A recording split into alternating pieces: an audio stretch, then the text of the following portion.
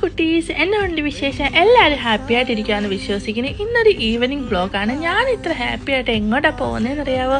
ഇല്ലല്ലേ, ഞാൻ തന്നെ പറയാം. പായയിലുള്ള അൽക്കുത്ത് മോളിലോട്ടാണ് ഞാനീ പോകുന്നത്. ഞാൻ മാത്രമല്ല കേട്ടോ, കെട്ടിയവനുമുണ്ട്, സുജിത ചേച്ചിയുണ്ട്. ചേച്ചിക്ക് ഇന്ന് ഓഫ് ആയതുകൊണ്ട് ചേച്ചിയാണ് ഞങ്ങളെ കൊണ്ടുപോകുന്നത്. അങ്ങനെ ഞങ്ങൾ ഫാഹയിൽ വന്ന് ബസ് ഇറങ്ങിയതിന് ശേഷം മോളിന് ഫ്രണ്ടിൽ എത്തിയിട്ടുണ്ട്.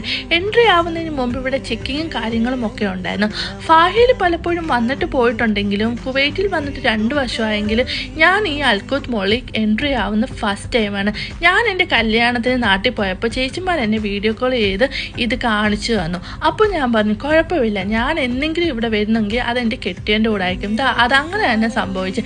ഞാൻ എൻ്റെ കെട്ടിയൻ്റെ കൂടെ തന്നെ ഫസ്റ്റ് ഇവിടെ എൻട്രി ചെയ്ത് അതിനുശേഷം ഞങ്ങൾ പോയത് ഹാർബറിലാണ്.